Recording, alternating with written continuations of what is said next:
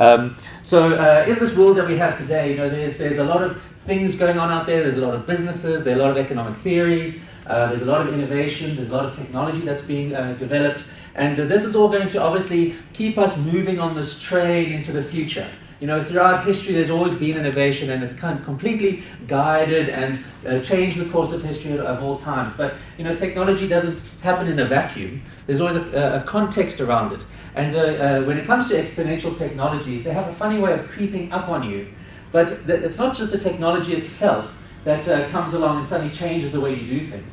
It's also the world itself changing, which brings on that rapid adoption or that rapid change in the way you do things. There's always a world, the context, the people living in it and the way we've been doing things and the experiments, the social experiments and the economic experiments that we've been living in. And then there's this new innovation that comes along and changes how we do things, because sometimes the way life is breaks down. It's not all clear that you're getting up in the morning, going to work, you have a job, you have kids, you send your kids to school. We think that there's some things about life that are just kind of, the facts of life, just the physical nature. But we find that if we look back in history, we haven't always had a 9-to-5 job, and we haven't always, had the systems in place that we depend on today. Systems change. So I want to give you a kind of broader idea about the context of what's going on, and then I'm going to delve more into this Bitcoin blockchain thing, and I'm going to also show you again that it's not just one thing. There's two aspects to this. And also it's going to apply to you in two different ways. The one way is going to be your organization, and I'm sure that your organization is very keen on you developing some new insights and new information and all that, so you can now take that and bring value back to your organization. But it's not just about your organization, it's about you, in your personal lives. What are you going to do when you wake up tomorrow, and how are you going to think about your future, and how are you going to make decisions that are going to make sure that the future that you have before you is optimum. It's the best sort of future, that there's not going to be big mistakes that you make. We don't often think like that. We don't think, if I get up tomorrow, what should I do and what should I say to make sure that I'm walking in the right direction?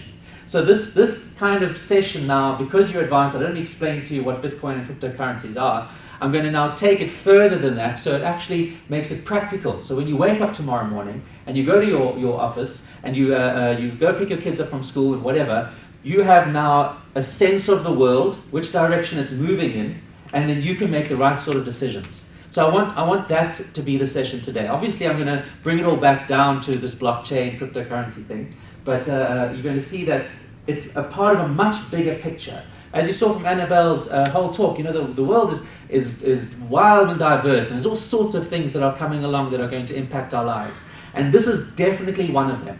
And I want to give you a sense of that. I want to give you a sense of what the potential is and what the world is right now, which is forcing us into this new space. It's not that this technology is so shiny and beautiful that we are being drawn into it. We're actually being pushed into it, given the state of the world. Okay, so what we're going to be discussing is we're going to be talking about this blockchain thing, because that is its own thing, and it has all these opportunities and possibilities around it. But completely separate from that, completely distinct from blockchain, is this idea of Bitcoin, or this new kind of money. This internet currency that's not backed by any government, that doesn't operate on any of the same rules that we've had with money all this time. And for a lot of us, we can get blockchain. Okay, yes, it's an interesting technology. It creates a decentralized world. Okay, that's interesting. What kind of businesses and opportunities are there, and how's it going to disrupt my business and my job? But apart from that, cryptocurrency. How is that going to affect the world? What's that going to mean for your lives going forward, like how you pay for things and how you earn income and how you transact value? So they're two different sides of the coin here. Okay, don't put them together. Bitcoin is not blockchain and blockchain is not Bitcoin. All right. So what I want to do is I want to fly quickly through the blockchain thing, okay? Because I'm sure you've heard many talks and people saying, but look, blockchain is going to change everything. I mean, if you just think about all the different quotes that we've been hearing over the last couple of years, the Bank of England, significant innovation that will have far-reaching implications. It'll become the beating heart of the world global financial system. And then Goldman Sachs is going to change everything. So obviously when you hear things like that from players like this, you think, all right, well, maybe I should get into this. Maybe I should start figuring out what blockchain is, because we all have that fear that one day we're going to be made redundant, You know, if you wake up in the morning and you go to work, you better be sure that you're on top of things, because next time you look, there'll be some, you know, a young person or something that has new skills, and suddenly you get kind of shifted out. So obviously, this kind of rhetoric and big hyperbole around how blockchain is going to change everything, it's worth taking note of, right? So I'm going to now just quickly give you a quick overview. I'm going to literally take 5 minutes, because I want to get into what I think is the real thing that you should be looking into, the thing that you find the weirdest about this whole space, and that is the cryptocurrency space. And that is, in fact, the part that most people struggle with. You know, when we think about money, we're like, oh, money, you know, it comes from the government and it's backed by, you know, all that sort of thing. And the irony with this whole blockchain, cryptocurrency thing, is that blockchain is actually a big distraction. You know, we've been distracted by blockchain to stop putting focus on this idea of a decentralized currency. Okay, so I'm going to quickly take you through the blockchain kind of a world, all right, just in case maybe you haven't been in those sessions where, you know, people talk about it. And then I'm going to spend the rest of the whole session talking about cryptocurrency. Now, I've been involved in this since late 2010. So it's been many, many years, and this has just been all I've been thinking about. And I'm a technical person, I'm a software engineer, so it was quite easy for me to get into Bitcoin and blockchain and start working with it. But also I have a lot of other kind of funny history, you know. I mean, we all do, in fact, you know, being so close to Zimbabwe. Some of us are Zimbabweans. I'm Zimbabwe, by the way. So there were 2 other Zimbabweans here. So the cryptocurrency side of things is going to be, if you want to now come out of this session with a real idea of what to do next and how to think next. If you're thinking blockchain, you're going to go on a wild goose chase. All right. That's not to say there's no value in blockchain. But if you're thinking about cryptocurrency, and you think about this idea that suddenly money can exist without there having to be an army and a government behind it, that's going to change everything for you. That is the real, that everything's going to change. Okay, so that's the kind of feeling I want to give you. So let's just quickly go through all the different ideas around blockchain, and then we can get it over with. All right? And you can believe me or you don't have to believe me. Maybe some of this will inspire you. Maybe you've heard it all before. Let's move on to the next thing. So obviously, you know, when it comes to blockchain, one of the most important things is the ability to now transact value. Now, we see banks like your own are trying to think about, you know, how can we make cross-border remittances more cheaper? How can we make them quicker? So maybe we can think about blockchain currencies. We can put our own rands and our dollars onto a blockchain, and that can perhaps facilitate transactions. That is a potential use case around blockchain. Also, some companies are looking at securities, you know, like shares on a stock exchange. Instead of having this whole 3-day, what used to be 6, but now it's 3-day clearing and settlement process when it comes to exchanging a security with somebody, maybe a blockchain can make that an instant thing. You know, if I wanted to buy a share from you on the stock exchange, the trade will happen instantly, but the settlement takes a couple days. All right? That's because, you know, money has to be cleared and the security has to change ownership, and that takes all these days because of this big legacy infrastructure that's been built up over decades and maybe even longer. All right, so blockchain certainly looks like we can now start issuing little tokens that represent securities, and maybe that will transform that industry as well. Then there's this whole notion of a smart contract, which is a bit of a technical term. All it means is an app, a little program that runs in this decentralized way. Maybe this can facilitate all sorts of other things like trade finance deals and stuff. I know Barclays had a whole little experiment where you did a trade finance deal on a blockchain, and that looked like it could be more efficient. Okay, so right, smart contracts. This could also perhaps impact the legal industry. You know, where we can remove some lawyers. Are there any lawyers here? No, then we can make jokes about them. This might not be a bad thing. You know, where we can actually have legal contracts that are enforced in code, and we don't have to have a human being, you know, there to be able to enforce those contracts. By the way, I mean, you're going to notice that, you know, I'm talking about all these things. This is all speculation. You know, this is the hope that blockchain is going to be able to come along and change this for us. And whenever you are in a blockchain seminar, this is the way they're talking. But to date, we know we haven't really seen the fruits of all this. But that's not to say that it's all rubbish, and I don't want you to think that I think that the blockchain is rubbish. It's just that, you know, with everything, there's always this hype cycle, you know, and it gets into this point where, you know, we have these grand visions for something, but then we realize, okay, maybe it's not, you know, so good. Okay, so everything that I'm talking about right now is the potential opportunity, something that you guys could perhaps take within your organization to make, you know, become more interesting and innovative. Then also there's this whole idea of Internet of Things, you know, where we have all these devices around there that are all talking to each other. But now, imagine if those devices could also pay each other. And you get examples of you saw on the thing where Amazon, you could scan your stuff, but if your fridge runs out of milk, you don't want to give it to your credit card. You'd rather give it some cryptocurrency. Also, when it comes to trading, some devices might want to trade value between themselves. A lot of people are saying that blockchain allows devices, Internet of Things devices, to not just become communicators, but actually transactors. All right, so maybe that's going to be an interesting thing for the whole Internet of Things approach.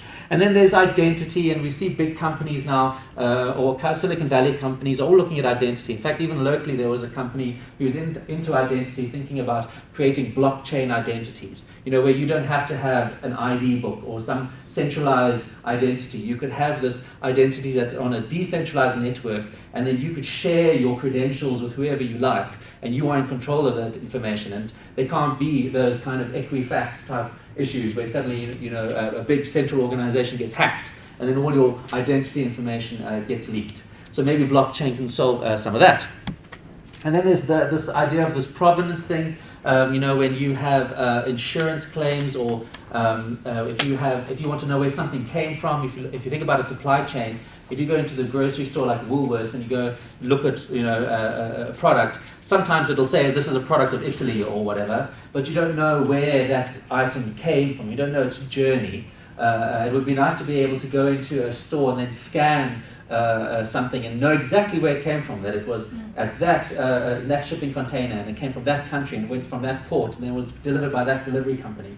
It might make things more knowing where your items came from. But also in terms of insurance, like for diamonds, because this is a use case right now where you can actually now have this trail of ownership of a diamond, and then you'll be able to know when you buy that diamond where it came from, and if it came from an unethical source, or if it was stolen or something like that. So blockchain potentially has an opportunity around that. The idea that you can now secure your health data and not have your health data stored on a central repository. Same thing with your identity. That's interesting. Maybe creating a token that represents a land title. So you can now have your house as a token on a blockchain, and if you want to sell your house, you don't have to go through conveyancing and all that kind of stuff. You just email, if you like, your house title, and suddenly now that person owns the land title. So that's another idea that people are trying to put across with blockchain. Okay, all these are non-financial. Okay, obviously from a banking perspective, you guys are probably more interested in the financial use cases. We've talked about payments. Trust me, I'm going to get more into the financial use cases and how this can impact yourselves in your own industry. Government, e-government, voting and that sort of thing. Imagine if you could now vote for a candidate and know exactly up to the second how many votes that person has got. It would be very transparent and very and unhackable. It would be great in terms of how voting happens. Okay. And then security. You can secure your data, trade finance. And then this is going to be, it's the funniest icon. I'm going to explore this a little bit more, but this comes down to payments again. When it comes to peer-to-peer payments, you're going to see, and I'm going to describe some of it, how that really does disrupt a lot of businesses, because a lot of businesses out there really act as these kind of glorified payment hubs. If you think about Uber and all that sort of thing. And I'm going to explore that a little bit more, but you're going to see how a lot of the things that we depend on, when you look at the business model of that company, it's not, if you look at Uber and Airbnb, what are they? Are they transport companies or hotel companies? No. All they're doing is they're linking passengers with drivers and facilitating that transaction. And that's the value that they add. It's not that they are a little pretty app or anything like that. And if you can create these peer-to-peer transactions, you're going to see how businesses like that we think are so innovative, become irrelevant, because now people can transact and deal with each other directly. I'll talk more about that, because obviously you're going to say, well, what about reputation and insurance and all that kind of stuff? You'll see how we don't need Uber for that either. And then the most exciting, of course, of all is auditability. I'm kidding. But blockchains are great for all that sort of thing, as a transparent ledger. Okay, that was blockchain. All right, I'm going to now talk about what I think is more important. And as I said, I've been in this space for many years, and I've workshopped with many different banks like yours. We've explored all these opportunities, we've thought about it. built proof of concepts, it's in my view now that this whole blockchain thing sounds amazing, and as human beings, I'm sure we'll figure out all these cool things eventually. But we're missing the Bitcoin wood for the blockchain trees. Where we're so distracted by all this blockchain stuff and how what to do with it that we're forgetting that this is a real thing. This idea of a cryptocurrency or a digital currency that nobody governs, nobody owns. And when I say nobody owns, I mean from a government perspective. It just comes kind of into existence and suddenly now has value. And if you've been looking at the Bitcoin price recently, obviously it's been going to the moon. I don't think we've seen anything yet in terms of the value of these cryptocurrencies. But you're going to have to now start thinking seriously about where this is going. And if it's going to be a fad, and this is just what little geeks are playing around with right now, or if this is something that you should think about seriously, just in the same way you think about your future, your retirement, the way that you're preparing for your future. You've got pensions, you've got retirement annuities, you've got all these things. You're a responsible adults. You're planning for the future, planning for your retirement, planning for your kids. So if you are like that, if you're thinking in that way, if you're responsible like that, then you shouldn't just think, well, I've got the systems that have been given to me, I've got my pension, and I've got all these products and all that kind of stuff, and they've served everybody well for all these years, and my parents were happy with it. Is that going to mean that you guys should just sit back and say, all right, I'm happy with this, I'm going to continue? Or maybe, you should start, figuring out if there's a new paradigm that's upon us. And it's in my view that this is a new paradigm. This is something that it's not, again, just a technology that is interesting and enabling new things. It's a response to a failure in the system that we have today. Now, I've said to you that you're going to get a theme here, that there's two sides to stuff. There's two sides to the story, two sides to everything I'm going to talk about. I've just talked about all this blockchain technology, how exciting it is, and I've also said that, well, maybe it's not that exciting, maybe it's all hype. I've spoken about this new technology, this new kind of currency that looks exciting and potentially could be a new kind of way that we store wealth and transact with each other, or maybe it's a fad. All right. So you're going to see, and I'm going to take you on this little journey of you're going to have to make this decision, because it's not just about me coming and telling you that we have a cool tech. You're going to have to be educated around all sorts of other things, about the history of the world, about the history of money, about the economics and the policies, the monetary policies that are in place today. Do they make sense? Are they moving in the right sort of direction? Or maybe you should now rethink about what those guys at the top that we put all our faith and hope into, those the monetary theorists that are driving the system. Can you still depend on them? Now, people who've heard my talks many times have started detecting that I've become a bit of an alarmist. When I start talking about this, I start, saying, the system, it's all falling apart. And I'm sure if you read things like Zero Hedge, everyone's talking about economic collapse and all that kind of stuff. But if you're just thinking that it's just, people talking, out of their hats, I would advise you to maybe just, think carefully about it and don't be so trusting in systems. All right, okay, I'll leave it at that. Okay, so anyway, what we have with Bitcoin, if you are aware of Bitcoin, is that it's kind of like the internet.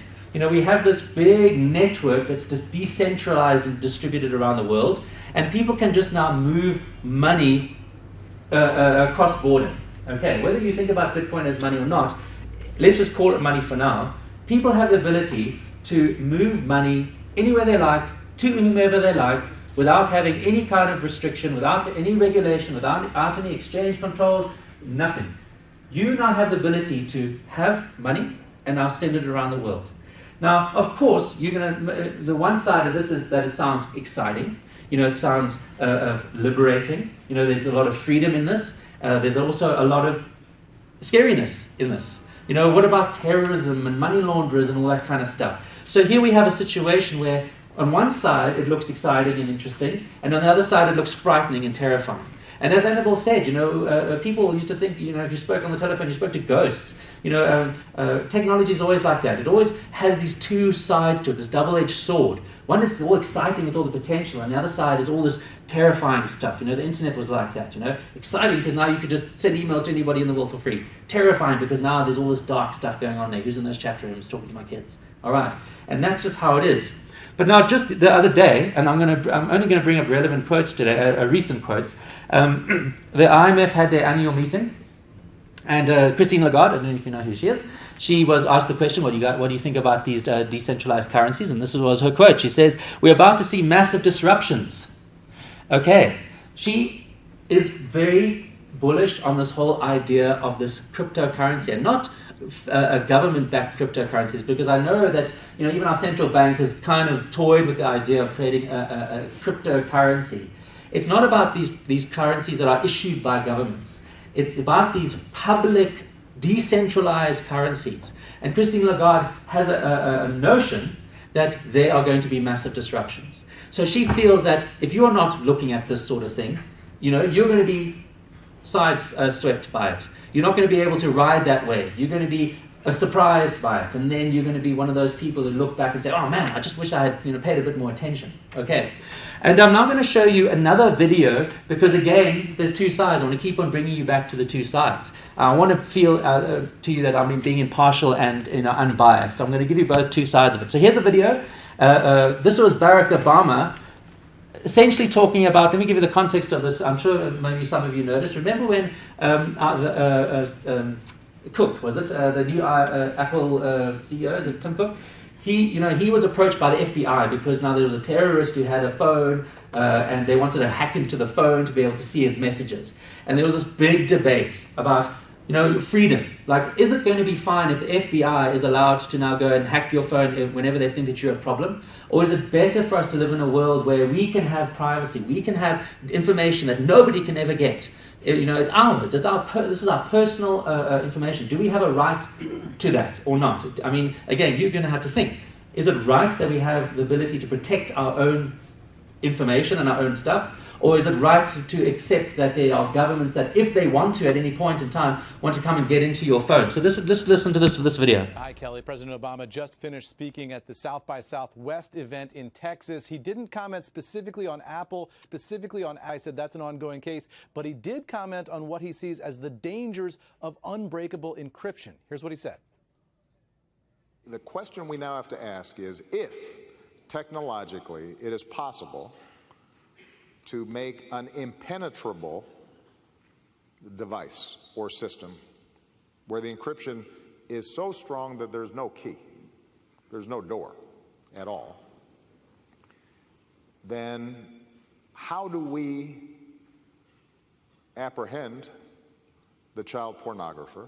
How do we solve or disrupt a terrorist plot?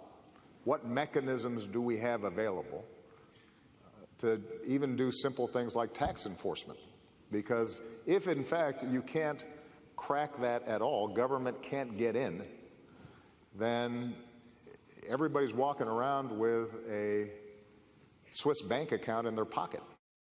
And that's a fascinating analogy, Kelly. Swiss bank accounts in your pocket. I haven't heard the president use that phrase before, but the president also said he doesn't want people to take an absolutist view on this Apple versus the FBI encryption issue. He says we make compromises all the time in terms of security and freedom, and he cited TSA security lines and drunk driving checkpoints on the highway as places where we as a society have decided we are going to compromise a little bit of our freedom for a little bit of security, Kelly. Okay, so a little bit of privacy, a little bit of freedom for a little bit of security. This is an important theme. Now, I don't know what you felt when you watched that, but when you watch it and you listen to it, you're like, that sounds pretty reasonable. I mean, I certainly don't want child pornographers and terrorists and all that kind of stuff allowed to just go and operate. It'd be great if we could have the ability to stop the bad guys, but protect the good guys. But there's that kind of gray zone, and did you hear what he said? A Swiss bank account in your pocket. Swiss bank accounts are always famous for being private, and nobody can go and mess with your money. It's your wealth. You don't want somebody to come and take it. So again, what do you think? Do you think that it's okay to have this kind of money system that you can have and it's yours and nobody can touch? And if you want to send it to whomever you like, go. No one's going to stop you. Or is it better to maybe still be kind of parented in a way by a government that says, no, no, no, we want to make sure we'll keep tabs on you. If you stick within the law that we've decided, then that's fine. But as soon as you go out over that law, we're going to be able to move in. What society do you want to live in? And this is the kind of thinking that comes into your approach when you look at cryptocurrencies. Do you like a world where everyone's everything's dictated to you and everything's looked after for you, or you have some kind of autonomy, some sort of privacy? But let me just show you another cartoon. This is a very cool cartoon because it expands on this whole idea of the iPhone thing. Now look, there's Tim Cook, building a back door into the iPhone. And who's behind him over there? It's our FBI agent, That guy I want to know about. Let me make sure that you've got a back door. But the problem, as soon as you put a back door into something like that, it means that now suddenly anybody can really get into if they have the ability to.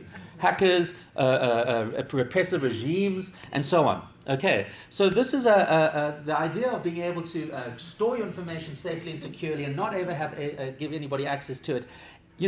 Where do you fit? Where do you see it? And depending on where you sit on that side of the fence, is going to see if it's going to determine if your mind is open enough to be able to embrace the idea of a decentralized currency that no government issues, that you can now use as you like. Now let's bring it back to banking, because if this currency thing takes off, if Bitcoin and all these cryptocurrencies become real things that people want to use every day, and by the way, my whole mission in life right now, along with Mr. Angus Brown over there, was we're building out an entire ecosystem so you can go and buy Bitcoin at CNA with a voucher. You can go and pay your groceries at Checkers or Woolworths if you want to. You can go and send your Bitcoin to EcoCash in Zimbabwe. We are making a whole ecosystem. This is what we're doing with the good grace and the happy vibes from the SARC. Okay. Because they realize that if this thing does take off, if Bitcoin does become this kind of currency, you have to start looking at it as money. And I can't go into it today, but when you start looking at the properties of money, you realize Bitcoin is perfect money. If it takes off, what's it going to mean for your organization? You guys are working in this fiat world. You guys are trying to create blockchain solutions to do trade finance. Let's say now people start using Bitcoin. Where do you guys sit? What are you doing with Bitcoin? What services and what value can you add around Bitcoin so that you still get clients and you still get customers, and I don't take all your clients and all your customers. Okay, what are you going to do about it? So think about it as a new kind of money. Now, what are the value adds that you guys provide around money? Deposits, lending, and all those sorts of things, and bring it into a cryptocurrency world. Well, what value can I add to my customers if they want to use Bitcoin? Maybe I can store it for them securely. That's a big issue. Storing cryptocurrency right now is a huge pain in the ass. We keep seeing hacked exchanges and all this kind of stuff. Maybe a bank can actually start looking at cryptocurrency as a service you can provide to your customers. Okay, but let me give you a tweet that I read last week.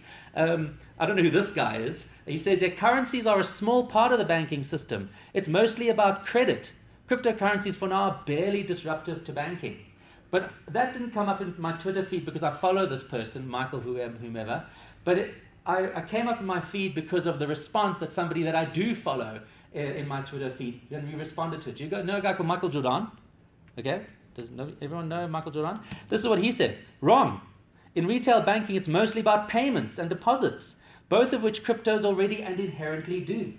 So if your banking world is around payments and deposits, you're not heading into the future that's going to be there for you. You are going to be walking straight down into a dead end, and what's going to be left on the other side.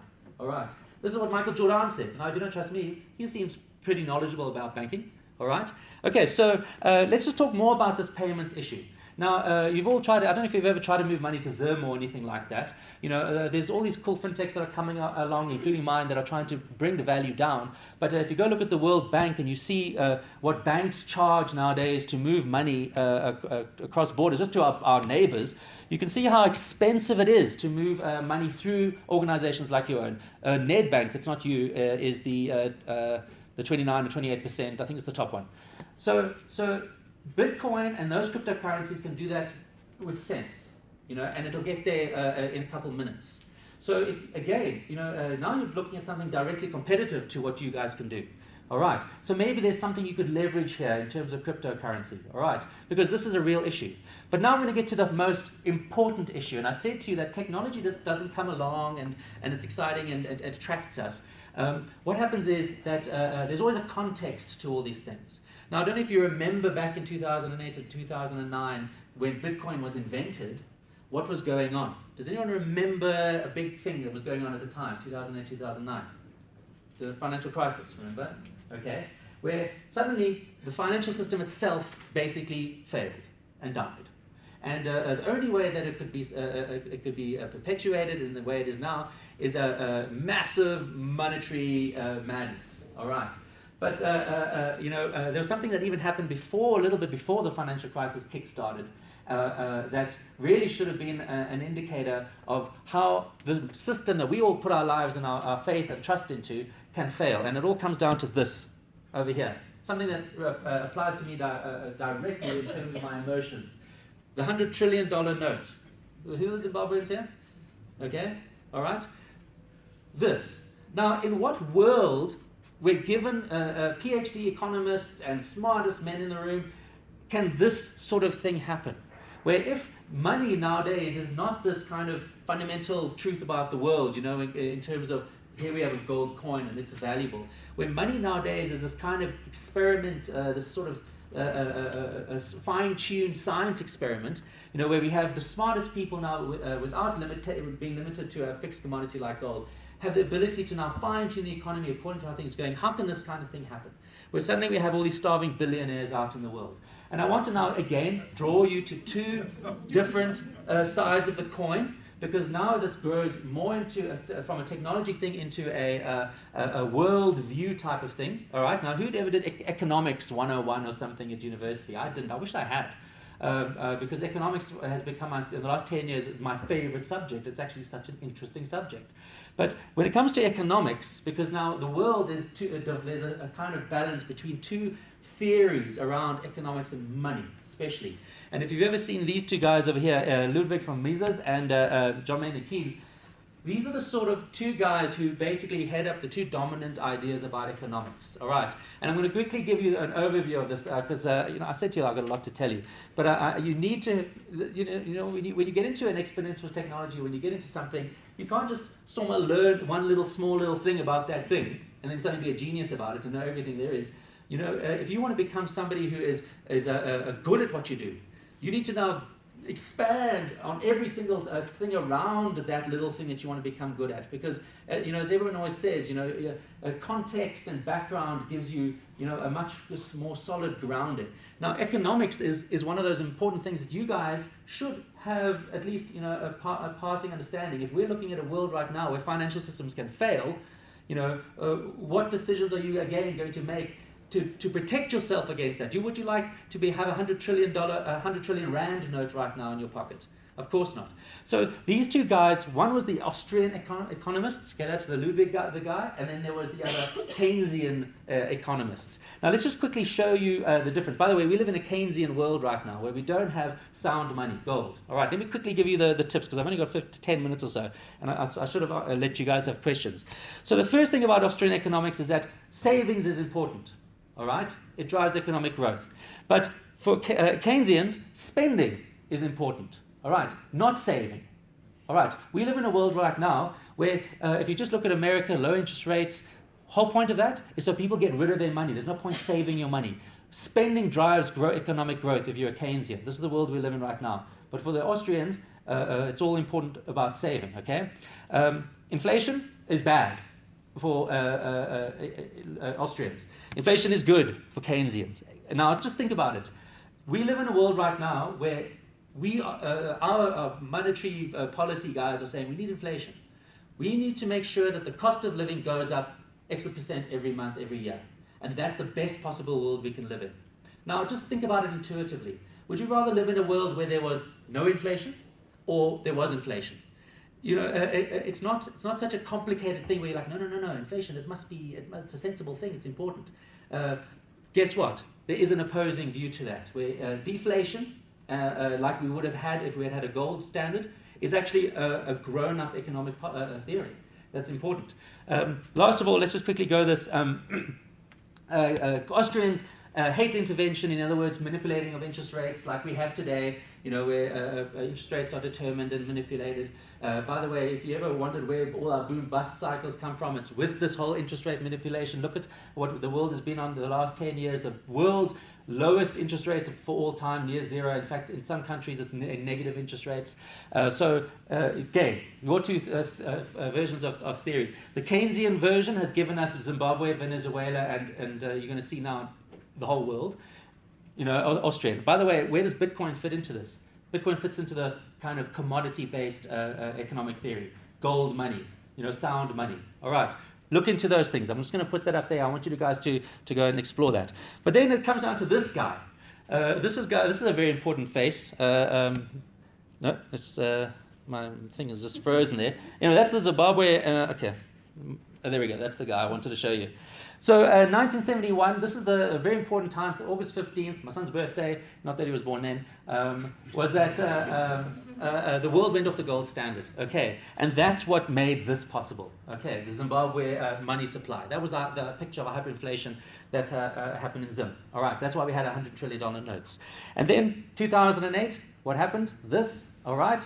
And now if you go look at all the money supplies around the world. If you go look at tradingvieweconomics.com, go check it out. You can go and see other supply of money, okay? And if we look at Venezuela today, that's what Venezuela looks like. We all know Venezuela is hyperinflating, right? Okay, so that makes sense. Have you ever looked at your own currency, your rand? Do you want to go see what it looks like, the South African one? Okay, so if you go look at the rand, if you ever go look at the supply of currency, this is what it looks like. Can you tell the difference? All right. By the way, that's from 2008. So 2008, the world went on a I don't know what that would be called, but this is now we are in a hyperinflationary world. It's not just South Africa; it's also China, and of course, the U.S. dollar. This is the reason. If you've ever heard of the term "jump the shark," this is what happened in 2008. That the world, the U.S. dollar, the world reserve currency, hyperinflated, and because we're all backed, essentially by dollars, the whole world is hyperinflated. So we live in a hyperinflationary world. Now, when you think about, you might say to me, but hang on, Lauren, it cost me $100 billion to buy a couple of eggs, in 2008.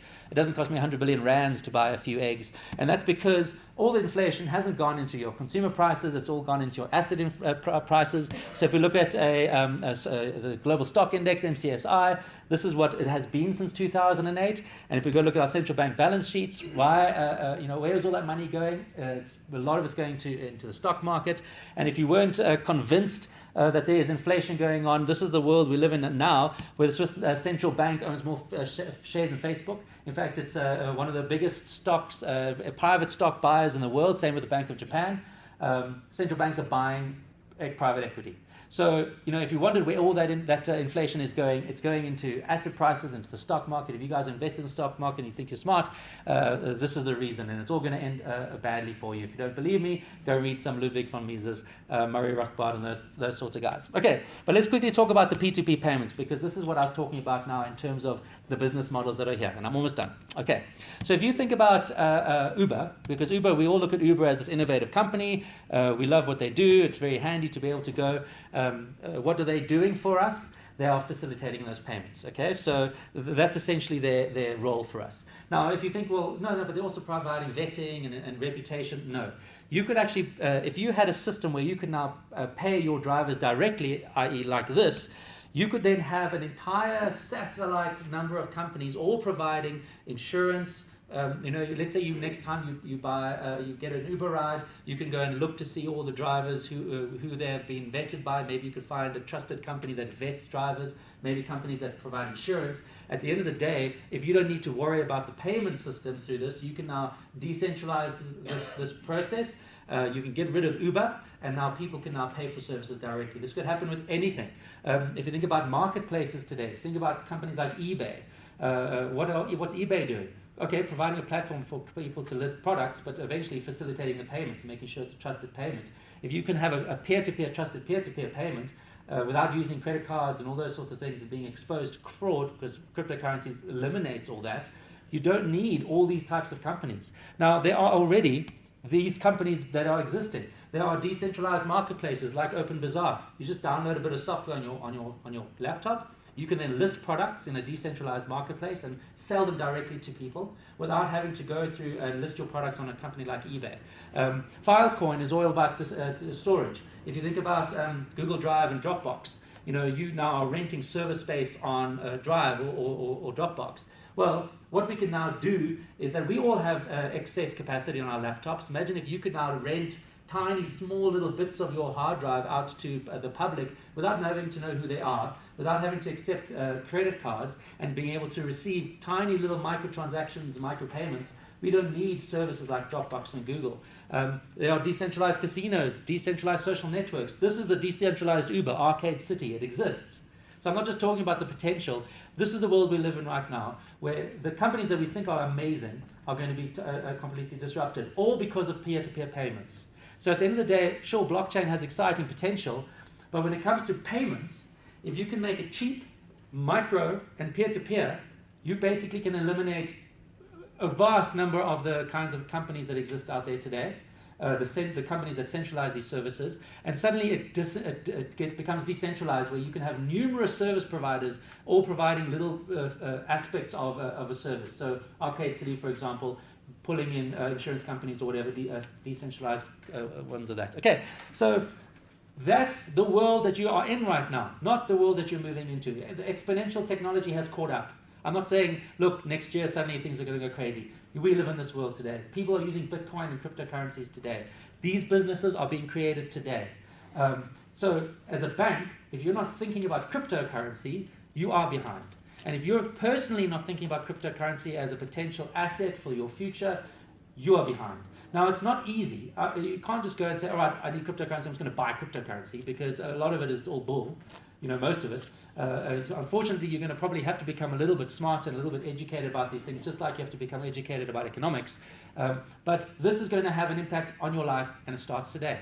All right, from an organization point of view and a personal point of view. All right, so I'll finish there. Thank you for your time. I appreciate it. And if there are any more questions, happy to take them. Thank you.